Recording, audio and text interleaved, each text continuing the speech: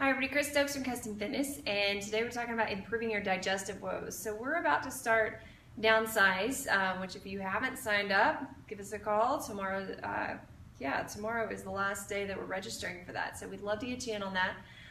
But a lot of times as people come into programs like that, or into new nutrition plans and things like that, they start to change their diet from highly processed foods to more whole foods, and that can cause some digestive issues, believe it or not. So you think, well, that's kind of crazy. Why would I want to do that? Because I'm trying to make sure that I'm healthy, or why would I want digestive issues? Well, the problem is that highly processed foods are super absorbable, okay? So if you took, like, say, a Cheerio and you dissolved it in water, it's going to dissolve pretty easily, right? I mean, it's not going to have to sit in there very long to start getting soggy and mushy, and you leave it in there long enough, it pretty much dissolves and mixes, just kind of sinks to the bottom. Whereas if you took a slice of an apple and put it in water, it's not going to digest, it's not going to break down, it's not going to just soften as easily. It's going to sit there longer and be more stable. And so that's kind of what happens in your body is, as you're eating these whole foods, your body starts to have to digest things a little differently. It's not quite as easy on the system as it was before, and that's actually a good thing, because that means that you're going to burn more calories trying to digest those foods as the body starts to have to use more energy to do that process. So a lot of times as you're going through that shift, that change between super easy foods to digest to more challenging foods to digest, you're getting more nutrition out of these challenging foods, your body's working harder for it, so it's actually getting the use out of the systems the way that it's supposed to, instead of just letting it sit there and turn to mush. But it can lead to some digestive discomfort. Some people can feel like they're maybe having some constipation issues. So I wanted to kind of go over that with you today, kind of some things that you can do to help that along, because it's not that you want to cut out the whole foods and go back to processed. We definitely don't want to do that. We want as little processed foods in our diet as possible. So we want to start making that move towards more whole foods. And the first thing to do there is to make sure that we are getting enough water. So your body can't do its job digesting your food very well or absorbing the food very well if it's not hydrated. So at least half your body weight in ounces of water every day to make sure that you're at your minimal hydration levels. Now, a lot of people take it from good to better, and they say, well, if half is good, then I'm going to go full body weight and be better. Well, you can actually cause some big problems if you go too far in your hydration. So think like half to 3/4 of your body weight, and the 3/4 would only be if you are like really sweating it out, you're outside working in 100-degree weather, and lots of sweat pouring out and everything, then you can get up to that point. If you go too much, typically people will start to see swelling as one of the first signs, mild headaches, fatigue, things like that, and you know that there's something wrong. So we want to start to minimize that water down to our half of our body weight in ounces. If you're not drinking that much, we need to start to increase that water. So everybody's a little different on where they're at. So then we want to think about magnesium. So magnesium is the fourth most abundant mineral in the body. It's used in over 300 different processes within the body. It is necessary, right? We have to have this mineral, but so many of us get so little of it because of the highly processed foods that we don't typically have the benefits of it, which are muscle relaxation, which means that your digestive tract, which runs on smooth muscle, can actually do its job. It can relax and do that. It also helps us sleep better.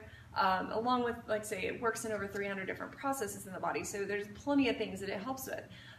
So how do we get more magnesium in our food? Well, we can get almonds, green leafy vegetables, our avocados, pumpkin seeds, salmon, black beans. There's a whole list of them, but thought I'd throw a few out there for you. So you could definitely do that through food sources, start to increase those foods. Now again, those kinds of foods are whole foods, so it can lead to the magnesium in the foods is going to help those foods to process better, so it can lead to an easier transition if you add more of those foods in, which is great, right? So the other thing that you could do is you could do supplementation. You want to be careful with supplementation because when you're dealing with it with magnesium and everything, you'll notice that it will also act as a stool softener, and if it gets too soft, you've gone overboard. So we need to kind of keep that within regulation on where you should be there. You could do an Epsom salt bath at night, about 2 cups of Epsom salt in a bath of hot water, and soak for 20 to 40 minutes, and that's going to allow that magnesium to come into the body. You could use a magnesium oil. So there's lots of ways that we could get magnesium in, but that's going to help the body to relax and be able to kind of do its job better. So another way that we can help our digestive tract is probiotics.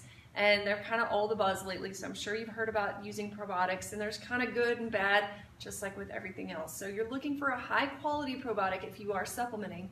Make sure that it's a high quality one, preferably one that is refrigerated, because that's going to keep them alive longer. We want to make sure that if we are using a supplement that we don't add it to anything hot. Normally if you're going to not take it as a capsule and you would break it into, say, some yogurt or something like that, that's fine. But if you added it into some hot tea, it just kills off all the good bacteria. Remember that yogurt is a good source of probiotics to a point, but in order to get enough that you would need for a day's supply, it would take about a gallon of yogurt, and that's a lot of sugar to go in with it, and a lot of extras that you really don't need. So really you're better off finding it from other sources. So what other food sources do we have?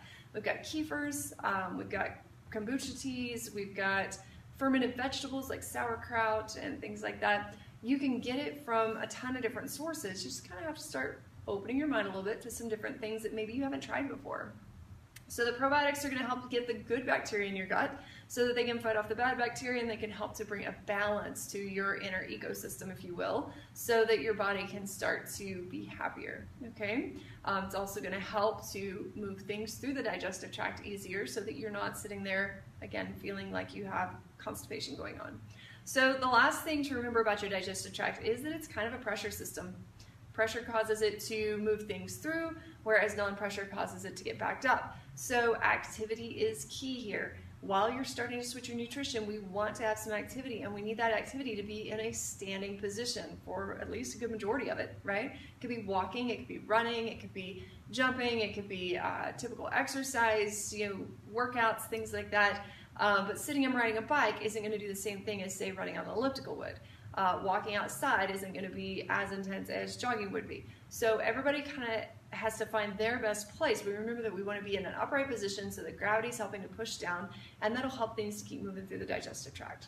So I hope that that helps you as you start to transition into a more whole foods based diet. I would love to have you join us for Downsize, where we can start that process with you and walk along beside you through any discomforts or issues that you're having, as well as give you some unlimited workouts and nutrition ideas, some new recipes, some new ways to think about nutrition, so that it's not just take things away, but rather what can we add to your body to be able to help you out. So if you would like to register for Downsize, we've still got a few spaces available. We are closing registration tomorrow. It starts on Monday. We'd love to have you as part of it. Feel free to give us a call, 806-322-3188, and we'll be able to get you on that group to get you started Monday. Have a great day.